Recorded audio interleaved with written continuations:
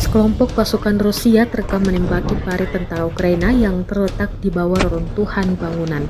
Rekamannya beredar di Telegram pada Sabtu 23 November 2024. Selain menembak dengan senapan, pasukan Rusia juga melempar granat tangan masuk ke dalam lubang parit. Hal ini dilakukan demi memastikan kehancuran tentara Ukraina di dalamnya. Dalam narasi unggahan dituliskan, prajurit Rusia melemparkan granat ke arah tentara Ukraina. Setelah itu terjadi keheningan. Dan diketahui, perang Rusia dan Ukraina telah memasuki hari ke-1004 pada Sabtu 23 November 2024. Pada tengah malam, Rusia juga melakukan 49 serangan di wilayah Pokrovsky, Mirolyubovka, Romin, Lisovka, Petrovka, Mlesny, dan Kuzninka. Там хохлы.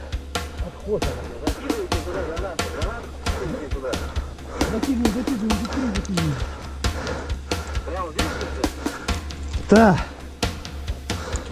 Да. Давай,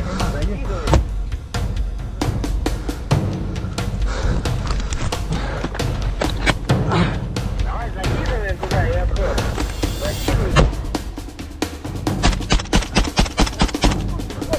Поляниться кричат. Отход, давай, закидывай.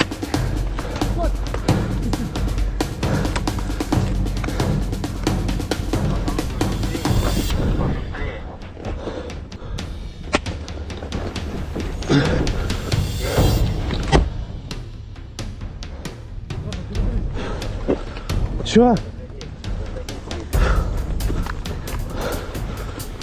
Повтори, чекал, она тут засыпала.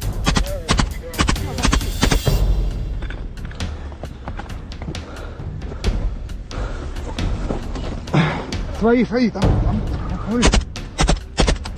Какие свои, блядь?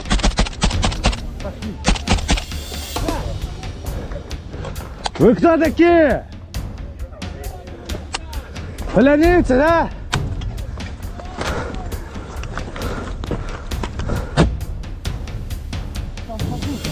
Там хохлы.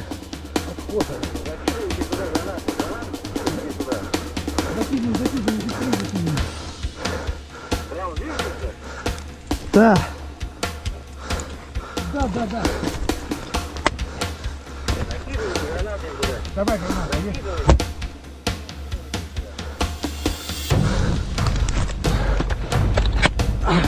Давай, закидываем туда и отход. Закидываем. Поляницы кричат. Отход, давай, закидывай. Download Tribun X sekarang. Menghadirkan lokal menjadi Indonesia.